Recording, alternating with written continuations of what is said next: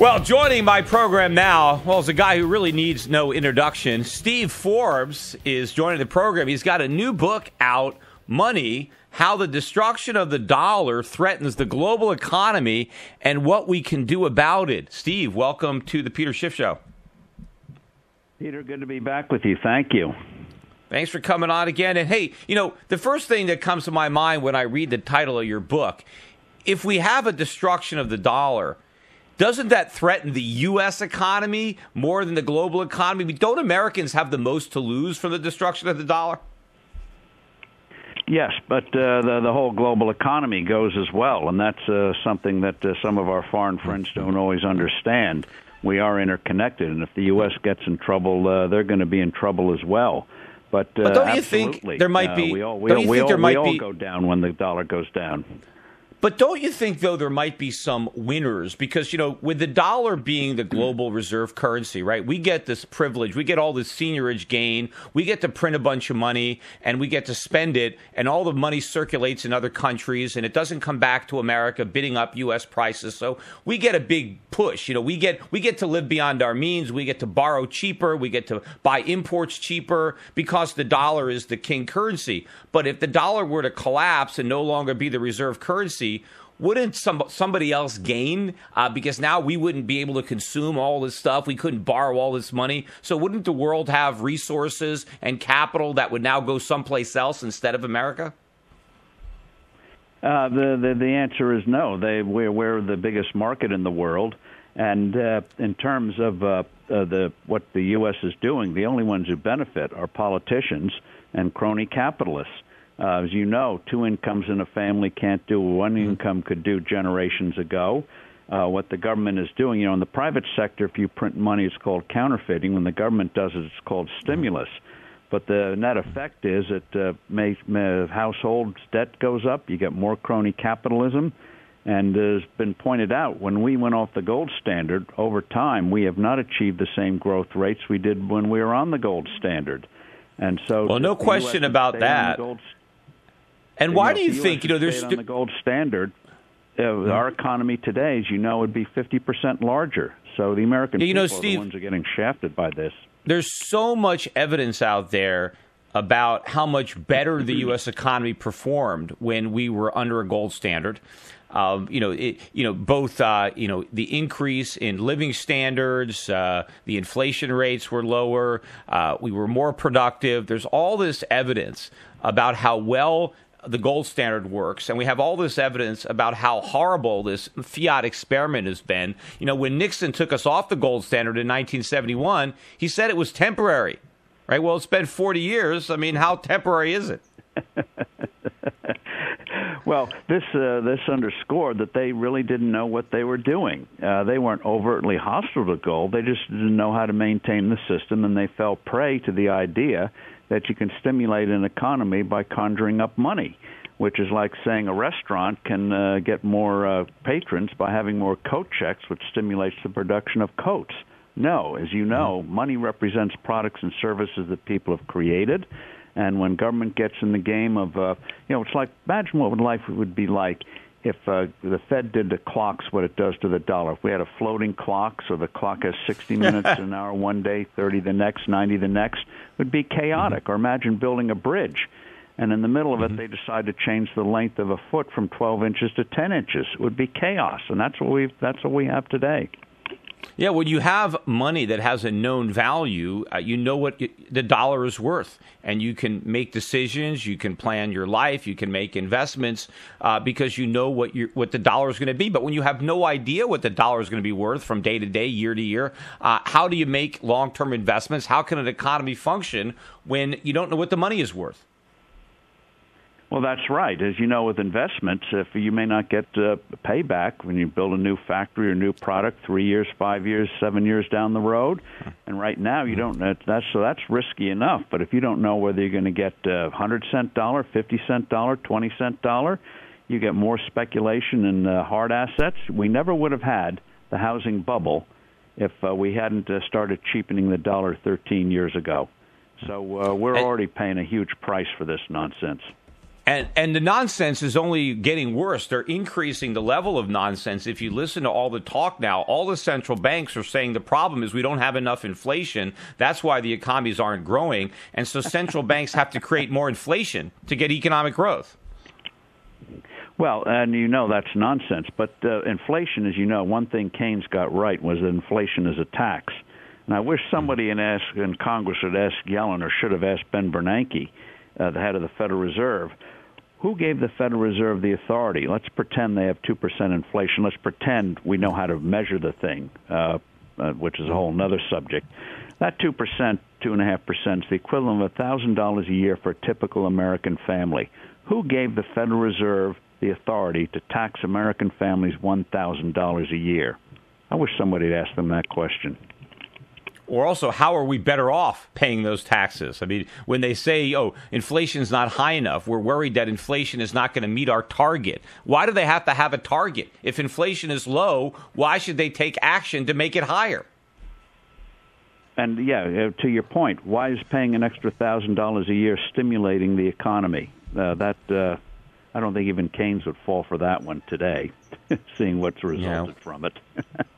Well, we know who does benefit, right, from inflation, and that's the government, because it has a lot of debt and it wants to wipe it out. And it also creates illusions of economic growth. It can goose the numbers. The stock market can go up, the real estate market can go up, and they can pretend that means that we have a growing economy. Well, and it misdirects investment. The idea that if they conjure up money, conjure up money that's good for the economy. It stimulates certain things like speculation in oil, land, housing, and things like that. But it all comes crashing down. It's like steroids. You pay a price for it. Now, the dollar has been steadily losing value since we went off the gold standards, but it's still here, even though it's diminished in stature and in purchasing power, but it hasn't been destroyed yet. So your book, The Destruction of the Dollar, I mean, what do you see happening? Let's say the worst case scenario. Let's not get into what we can do to stop it. But worst case scenario, how do you see the dollar being destroyed? And what will it look like after the destruction?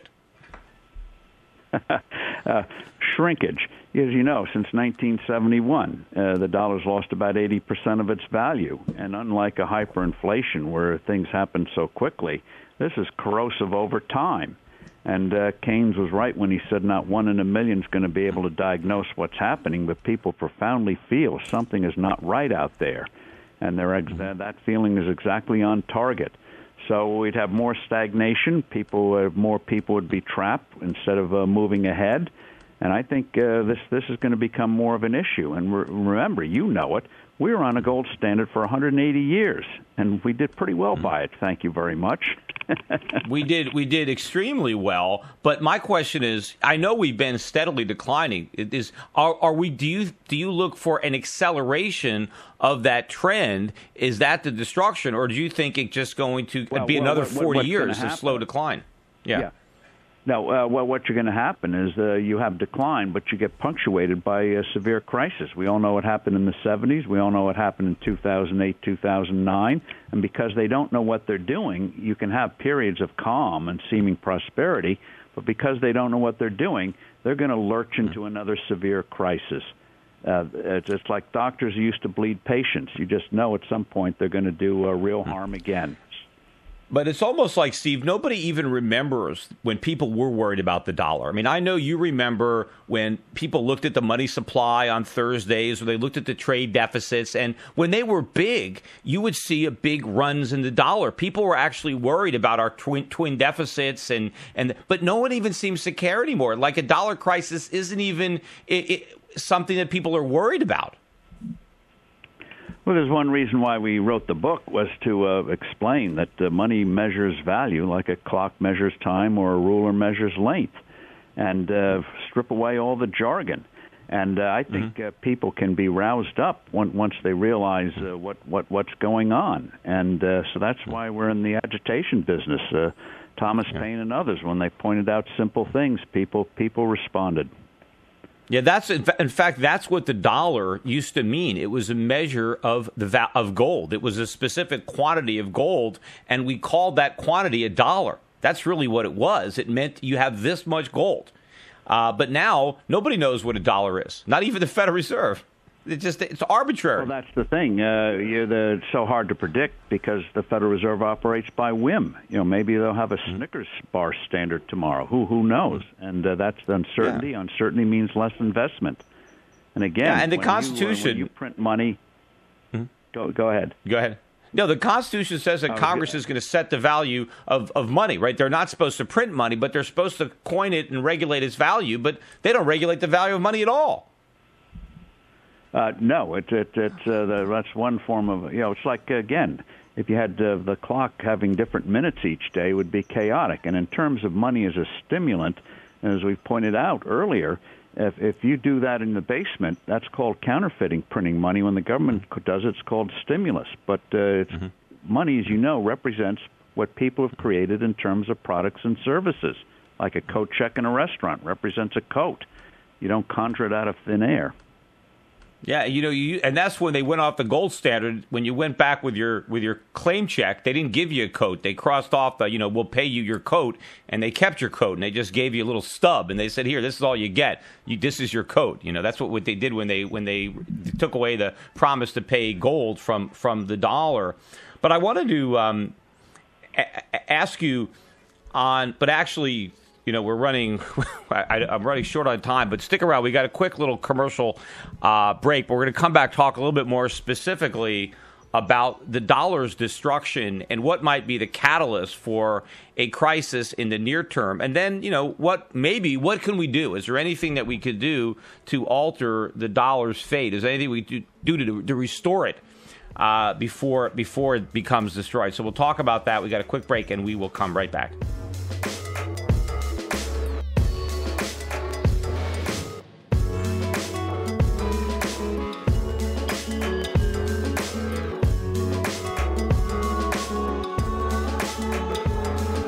The Peter Schiff Show.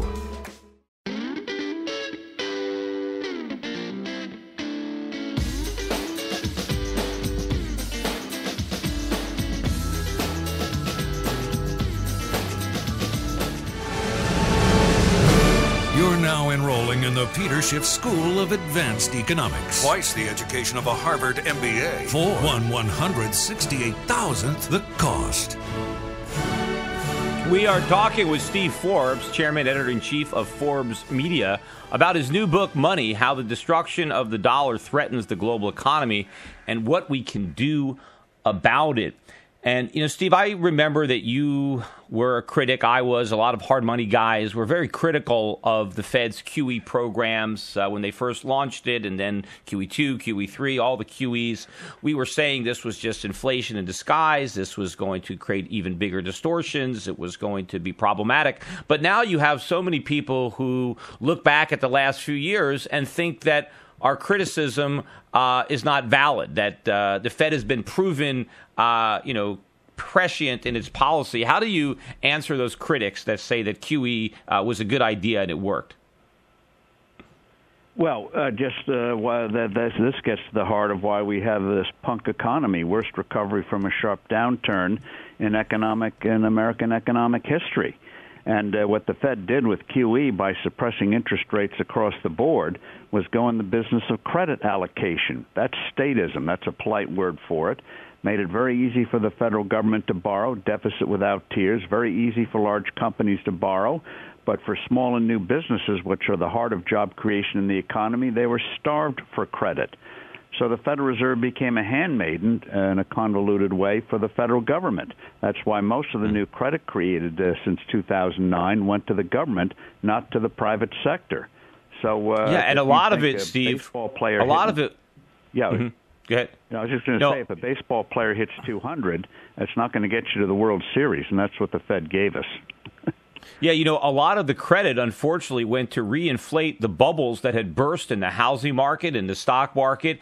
But Main Street, as you said, was starved for capital. What we needed was to restructure. We needed to create a more viable economy. And the Federal Reserve, with its money printing and rate fixing, basically prevented that restructuring, that healthy restructuring, which would have given us a more robust recovery. The Fed prevented that from happening. And in a perverse way, it hurt the housing market. If it just would leave the housing market alone, we would need normally 1.5 million new houses a year because of wear and tear of existing structures and population increase. And so when you have a punk economy, you end up hurting the housing market, no matter how much stimulus you think you're applying. So, well, of course, if they'd have let doctors in the days of old, they bleed the patient and wonder why the patient doesn't get better. Yeah, if they had let housing prices come down, which is what they would have done, Americans would own homes and live in them instead of Wall Street hedge funds, buying them up with cheap money and now renting them out. And we might actually be constructing homes again if we actually found legitimate buyers for the overproduction we had thanks to the Fed's cheap money. But they create all these distortions. It leads to disaster. Then they try to paper it over and they claim credit. We have no idea how much better the economy might be by now had the Fed not done anything. It might have been more painful in the short run because we might have had a deeper correction, but we might have actually solved some of our problems. We might be in much better shape. Which brings me to my question about what do you think we can do? What is the policy that we can prescribe to alter the dollar's fate? How do we change the course that we're on? And is there any chance that we're actually going to do it? Well, I think the key thing is, and this is another reason why I wrote the book, is to give people the information and ammunition they need. We wrote the thing in a very straightforward way. Because a crisis in and of itself is not going to do it. We had a series of crises in the 70s, but we didn't go back on gold. We had a hideous crisis in 2008, 2009, and we didn't go back on gold. And so we've got to get the right information out there, people understanding it, eventually political leaders understanding it, so we don't go into a crisis, or if something goes wrong, we have the right formula to do it instead of continuing to bleed the patient and continuing this nonsense of, we don't have enough inflation. I mean, that's like saying we don't have enough taxes. We have too many. And part of the crazy part about the opposition to gold is they say, well, if we're on a gold standard, the Federal Reserve doesn't have the flexibility to stimulate the economy, which is part of the brilliance of the gold standard, because whenever they try to stimulate it, they sedate it. Well, they end up killing it, which is why if we had to maintain the historic growth rates, as we were discussing earlier, of the years we were on the gold standard, we'd be 50% larger today. Can you imagine the economy 50% larger than it is today? It would be astoundingly good.